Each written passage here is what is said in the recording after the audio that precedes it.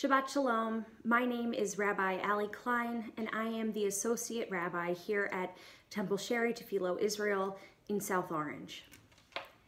Have you ever had an experience when you got called into a meeting and you had no idea what the meeting was for? Perhaps by your boss, or your teacher, or by your parents when you were a kid? How did you feel? Were you nervous? Were you excited? Were you scared? Our Torah portion this week, Parshat Vayigash, begins with Jacob's sons being summoned to come before the Pharaoh's advisor in Egypt. This advisor is actually their brother Joseph, but they don't know that it's him. As they enter the Pharaoh's palace, they are nervous because they can't imagine why this very important man would want to see them. The Torah describes the beginning of this meeting, saying, Vayigash elav Yehuda, and Judah came close. Judah approached his brother Joseph.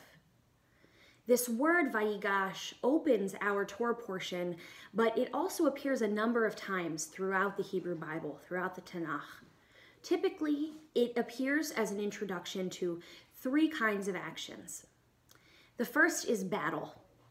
The second is a moment of reconciliation. And the third is for a moment of prayer. Our ancient sages studied these different occurrences and commented in Bereshit Rabbah, a book of Midrash on Genesis. Isn't it true, they said, that when we approach an unknown encounter, that any person is ready for usually any one of the three? Indeed, they say, so it was when Judah approached Joseph. In our Torah portion, as we read, we stand with Judah and his brothers in the ambiguity of this unknown meeting. And as they approach this royal advisor, they are unsure of what to expect.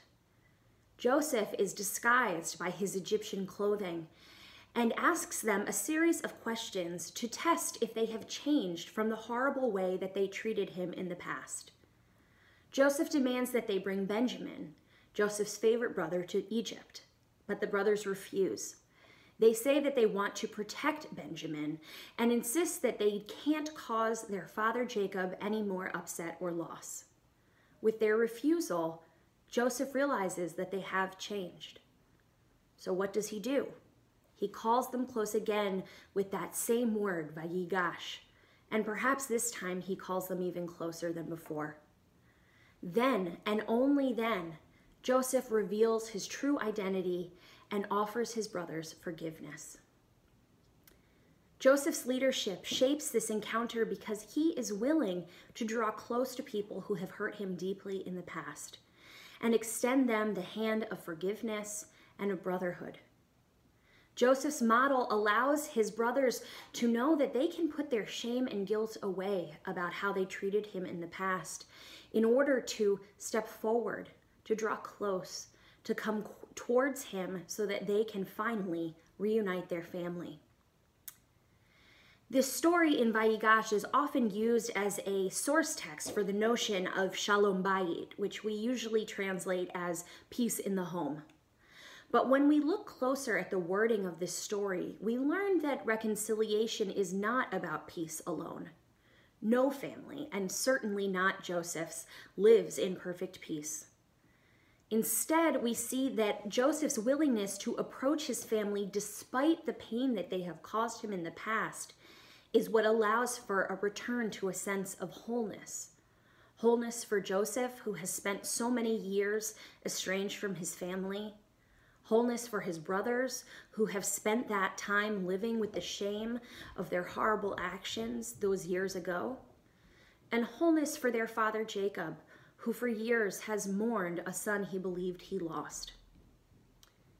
We can work to follow Joseph's example in our own lives, praying that we may all, with our families, have the courage to draw close when we need to, so that we might be able to create homes filled with shalom, with wholeness, and with peace, where those under the roof draw close to one another, where they approach each other with words of love.